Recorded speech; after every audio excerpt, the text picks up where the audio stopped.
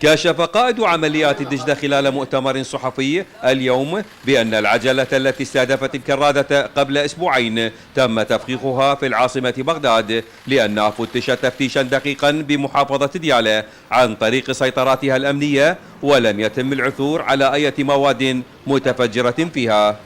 ولاحظنا من خلال تصوير الكاميرات أنه هاي العجلة فتشت يدويا وفتشت من قبل الجهاز وفتشت من قبل مفرزة الكيناين، وعملية التفتيش واضحة جدا من خلال الكاميرا، ولم يلاحظ أي شيء موجود في هذه العجلة. أنا في رأيي الشخصي أن هاي العجلة فخخت في بغداد وفي مناطق قريبة من منطقة التفجير.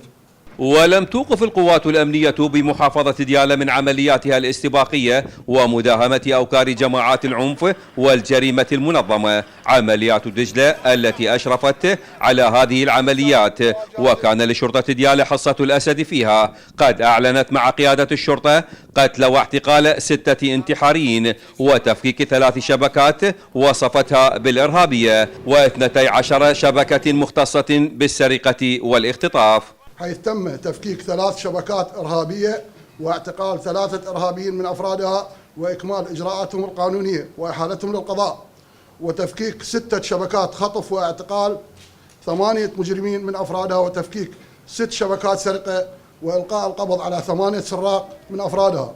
المتهمون بينهم منتسبون بالقوات الأمنية تحدثوا عن جرائم قتل وسرقة واختطاف، الأبرز فيها استهداف منزل شيخ عشائر الكروية بجلولاء، وعمليات قتل وتفجير بناحية بني سعد، واختطاف عشرات الأشخاص بمختلف المناطق. العملية السابعة سيدي هجوم على حي العسكري.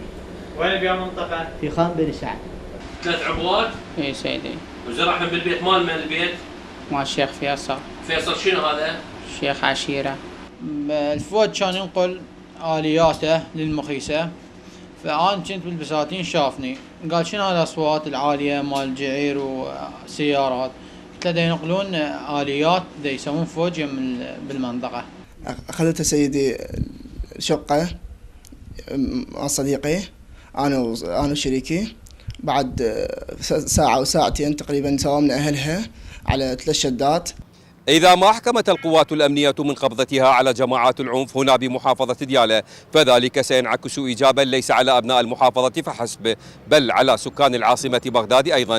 من مدينة بعقوبة مركز محافظة ديالى، هادي العنبقي، الحرة.